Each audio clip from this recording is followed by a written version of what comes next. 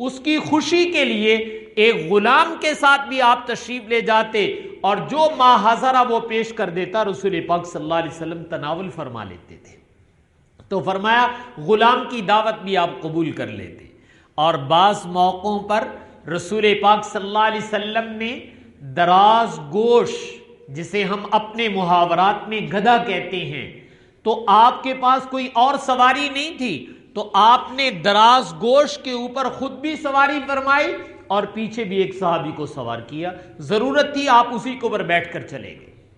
اور یہ بنو قریظہ کا جب فیصلہ کرنا تھا تو آپ ایک گھوڑے پر سوار ہوئے ہیں جس پہ کوئی زین نہیں تھی، کوئی کپڑا نہیں تھا، کھجور کی چھال کی بنی ہوئی زین اور کھجور کی بنی ہوئی لگام اس کے منہ میں ڈالی ہوئی تھی، آپ اسی پر سوار ہیں اور سوار ہو کر تشریف لے جا رہے ہیں۔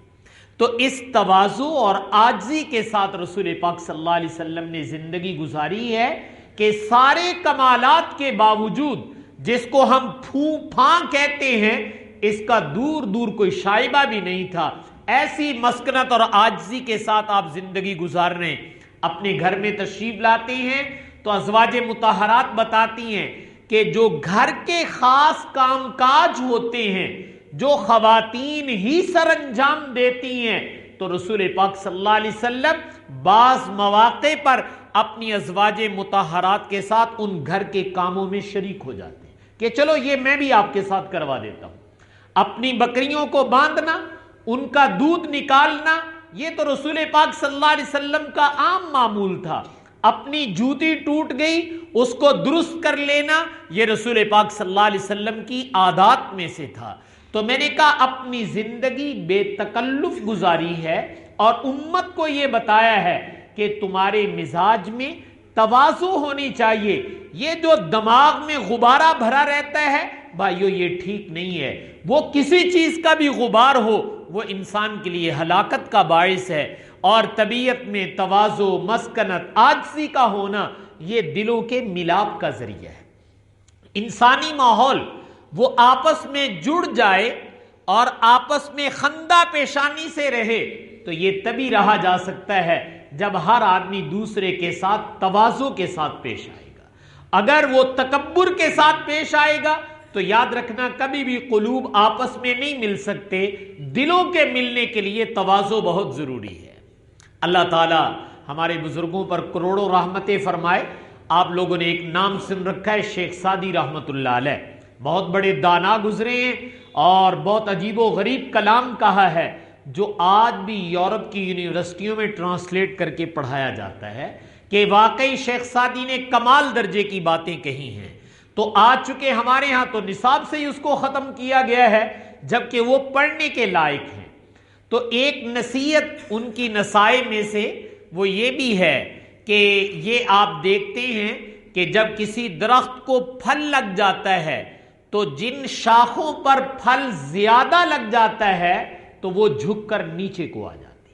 اور جن شاخوں پر کوئی پھل نہیں لگا ہوتا وہ اکڑ کے اوپر کو چلی جاتی ہیں۔ تو شیخ سعدی رحمت اللہ علیہ فرما رہے ہیں کہ اللہ تعالیٰ جس کے اندر کوئی پھل پیدا کرتے ہیں، جس کے اندر کوئی اچھی چیز پیدا کرتے ہیں تو وہ جھک کر نیچے کو آ جایا کرتا ہے، اور اگر اس کے اندر کچھ نہیں ہے تو اس کی گردن کے اندر سریہ آ جاتا ہے، کہتے ہیں یہ اکڑ جاتا ہے۔ تو تواضع ہونا یہ علامت ہے اس بات کی کہ اللہ نے اس کے اندر کوئی کمالات رکھ دیے ہیں، کوئی پھل اس کو لگا دیا ہے۔ اگر پھل نہ لگا ہوتا تو یہ کبھی بھی نہ جھکتا، اگر یہ جھکا ہوا ہے تو اس کا مطلب یہ کہ اللہ تعالیٰ نے اس کے دل کے اندر، اس کے اندر کوئی نہ کوئی نیکی کا پھل لگا رکھا ہے۔ تو اس لیے بھائیو تبائے میں نے عرض کیا تھا کہ عاجزی کا پایا جانا بہت ضروری ہے۔ اللہ تعالیٰ یہی بیان کر رہے ہیں وَعِبَادُ الرَّحْمَنِ الَّذِينَ يَمْشُونَ عَلَى الْأَرْضِ هَوْنًا، کہ میرے بندے جو ہیں وہ زمین پر بڑی عاجزی، مسکنت کے ساتھ چلتے ہیں۔ اگر کوئی ان سے الجھنا بھی چاہے تو آگے سے الجھاؤ نہیں کرتے ہیں، آگے سے کوئی اس طرح کی بات نہیں کرتے ہیں، بلکہ ان کو کوئی سلامتی کی بات کہہ کر طرح دے جاتے ہیں تاکہ الجھاؤ پیدا نہ ہو۔ تو فرمایا یہ میرے نیک بندوں کی عادت ہے۔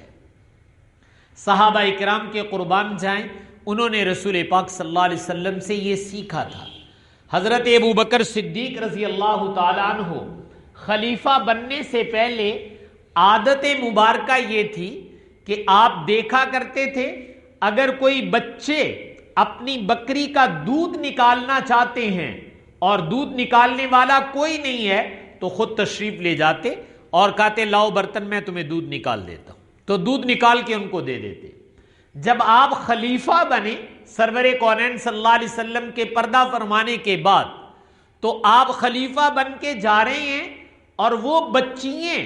جن کی بکریوں کا دودھ پہلے جناب سیدنا ابو بکر صدیق نکالا کرتے تھے، تو ان میں سے ایک دوسری کو کہتی ہے کہ اب نہیں یہ ہماری بکریوں کا دودھ نکالیں گے، اس لیے کہ اب تو یہ حاکم بن گئے ہیں، خلیفہ بن گئے ہیں، بادشاہ بن گئے ہیں، ہون نہیں ساڑی بکریاں دا دودھ کڈن ہونا انہوں نے۔ یہ بات اس نے کہی اپنی سہیلی سے، دوسری چھوٹی بچی سے۔ حضرت ابو بکر صدیق کے کان میں بھی یہ بات پڑی تو حضرت ابو بکر نے فرمایا بیٹیو میں تمہاری بکریوں کا دودھ اب بھی نکال کے دوں گا، اس لیے کہ خلافت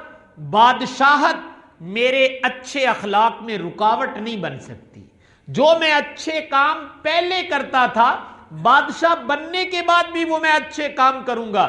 یہ مت گھبراؤ کہ میں اگر بادشاہ بن گیا ہوں تو میری عادتیں خراب ہو جائیں، نہیں ایسے نہیں، اللہ تعالیٰ جس منصب میں بھی پہنچا دیں تو میں جو اچھے کام پہلے کرتا تھا اب بھی کروں گا۔ تو باوجود اس کے کہ آپ خلیفہ ہیں، رسول پاک صلی اللہ علیہ وسلم کے نائب ہیں اور حاکم وقت ہیں، بادشاہ ہیں، لیکن نادار بچیاں یا یتیم بچیاں کہہ لیجئے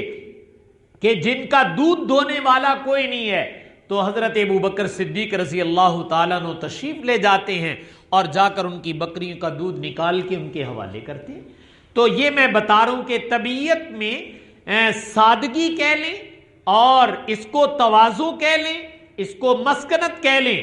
بے تکلفی کہہ لیں، کوئی بھی لفظ آپ اس پہ بول سکتے ہیں کہ ان کی زندگی ایسے سادگی کے ساتھ گزر رہی تھی۔ ایک طرف بادشاہ بھی نظر آ رہے اور ایک طرف اپنی رعایا کی چھوٹی بچیوں کے لیے بکریوں کا دودھ دھوتے ہوئے بھی آپ کو نظر آ رہا ہے۔ تو بادشاہت ان کے اس کام میں کوئی رکاوٹ نہ بنی، وہ اسی طرح کر کے چلے گئے، اس لیے کہ ان کے دماغ کے اندر عاجزی اور مسکنت تھی۔ دماغ میں نے کہا کوئی بڑائی اور اکڑ پھوں یہاں نہیں تھی، اپنے دماغ کو انہوں نے بالکل صاف کر کے رکھا ہوا تھا۔ تو اس لیے میں نے عرض کیا کہ جا کر خود دودھ نکال دیتے ہیں۔ حضرت عمر رضی اللہ تعالیٰ عنہ ایک دن جو ہے مشکیزہ اٹھایا ہوا ہے اور پانی بھرنے کے لیے جا رہے ہیں، بھر کے اپنی کمر پہ مشکیزہ رکھا ہوا ہے اور پانی اٹھا کے لا رہے ہیں۔ تو کسی نے عرض کیا امیر المومنین آپ تو بہت اونچے منصب پر ہے، یہ کسی سے کہہ دیتے کہ پانی بھر کے دے دیتا۔ تو حضرت عمر نے فرمایا کہ میں بھی اپنے نفس کی آج ذرا اصلاح کر رہا تھا، میرے دل میں کچھ خیالات آئے تھے اپنی بڑائی کے، تو میں نے سوچا اس کا علاج ابھی تازہ بتازہ ہونا چاہیے۔ تو میں نے کہا چل اٹھا مشکیزہ، پانی بھر کے لا، تجھے پتا چلے تو کتنا ہے۔ تو فرمایا یہ مشکیزہ جو اپنی کمر پہ اٹھا کے لا رہا ہوں یہ اپنے دماغ کو درست رکھنے کے لیے اپنے کام خود کرتا ہوں تاکہ دماغ میں کوئی بڑائی کے جذبات پیدا نہ ہوں۔ تو میں نے کہا اس طرح حضرت عمر رضی اللہ تعالیٰ عنہ بے تکلف زندگی گزارتے ہیں۔ جب ملک شام کو فتح کرنے کے لیے تشریف لے گئے